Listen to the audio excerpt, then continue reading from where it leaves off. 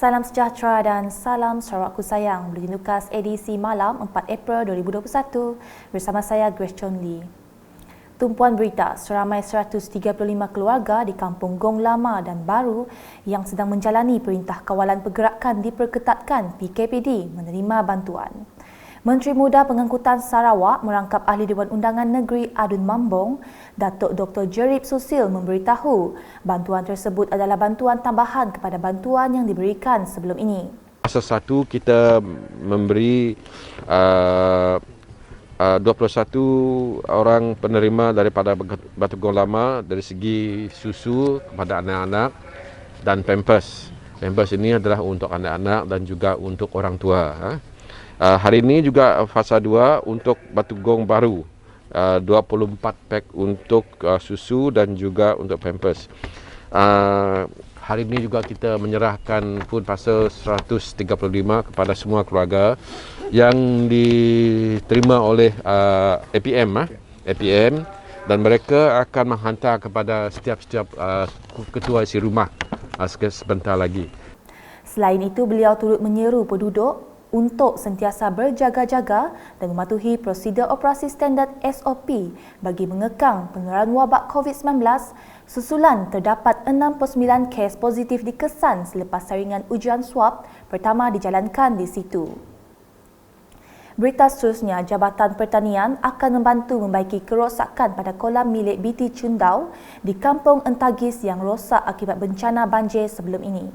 Menteri Muda Pemodenan Pertanian Tanah Adat dan Pembangunan Wilayah Sarawak, Datuk Dr. Abdul Rahman Ismail berkata, kerosakan itu menyebabkan kerugian kepada pemilik selepas banyak ikan terlepas dari kolam. Jadi kita telah pun bersetujulah melalui Jabatan Pertanian untuk memperbaiki kolam mereka lah, meninggikan ban supaya apabila berlakunya banjir, kolam itu tidak ditenggelami lah, dan akan mengelakkan lepasnya ikan-ikan yang begitu banyak. Beliau berkata demikian semasa ditemui selepas mengadakan lawatan ke projek ternakan ikan air tawar di Kampung Entagis pada Rabu. Datuk Dr. Abdul Rahman yang juga Ahli Dewan Undangan Negeri Adun Bukit Kota turut melawat ke projek tanaman durian milik Sugi Sata dan projek nanas MD2 milik Bakit Sata di Kampung Lubuk Simpur yang sebelum ini menerima bantuan daripada Jabatan Pertanian.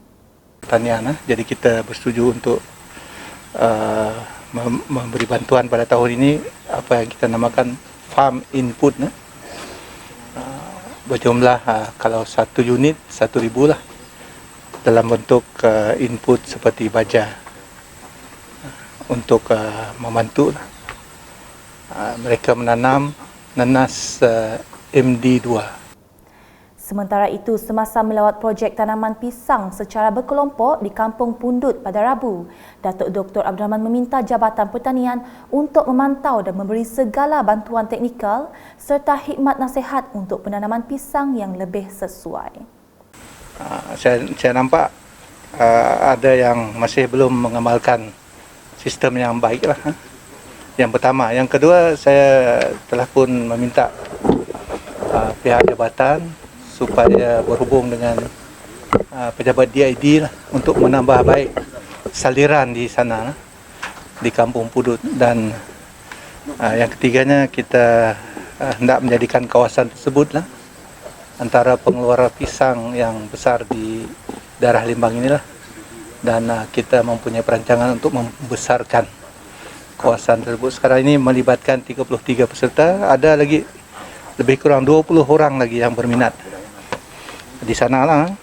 Seramai 33 orang peserta di bawah program Agriculture Facilitation Fund AFF 2019 telah menerima bantuan berjumlah RM234,000 bagi projek tanaman pisang secara berkelompok, input seperti baja, mesin rumput, alat penyembur baja dan racun. Datuk Dr. Abdul Rahman turut melawat projek tanaman durian integrasi dengan ternakan lembu milik Jerry Siran di Kampung Bukit Impas dan projek tanaman daun nyirik milik Puan Jelina Tua di Kampung Bangkuati. Dan saya yakin lepas ni lembu-lembu ini akan dapat ditingkatkan hasilnya, dan projek bawah ni kita pinjam kepada peserta dan bagi masa untuk mereka membayar balik one to one lah. Kalau kita bagi dia 25 ekor, dia akan bagi balik 25 ekor tanpa adanya faedah.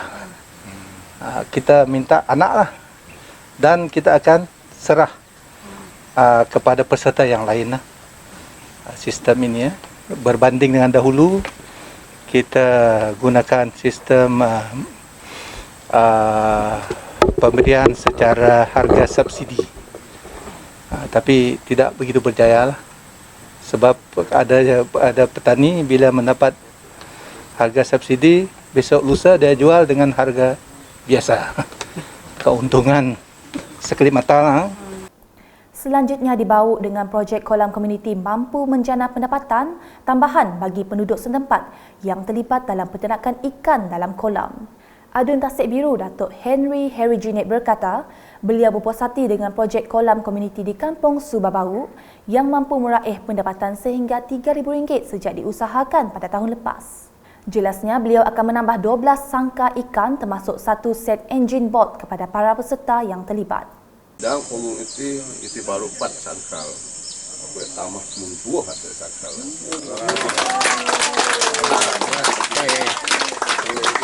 Bermakna taruh set lagi ya. Ya, dia ya. Dia menyin ini termasuk nyin lah.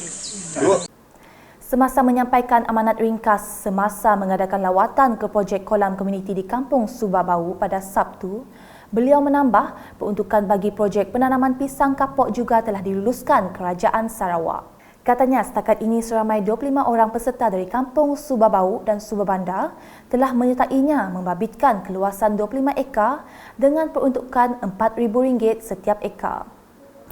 Sementara itu, pengurusi kolam komuniti Kampung Subabanda, Ahyong Jinot ketika ditemui berkata mereka telah mampu meraih jualan sebanyak RM3,000 untuk 2,000 ekor ikan yang telah dituai. Katanya kejayaan projek kolam itu adalah hasil daripada Adun Tasik Biru yang membantu dari segi penyediaan sangka, anak ikan dan baja.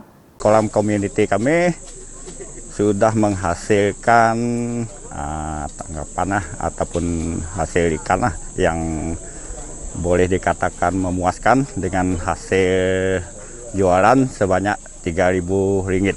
Itu cuma 2,000 ekor. Dengan bantuan ini sekarang kampung ini sudah mula maju dengan setapak lagi lah. Jadi yang terbaru ini Datuk akan memberi lagi bantuan merupakan baja dengan anak ikan sekali lagi.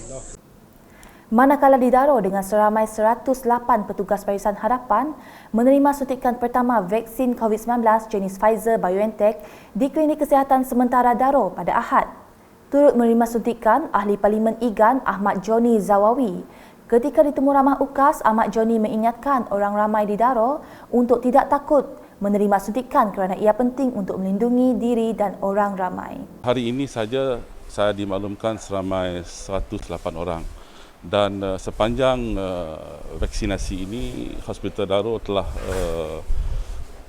melaksanakan vaksinasi ini lebih kurang 300 orang individu.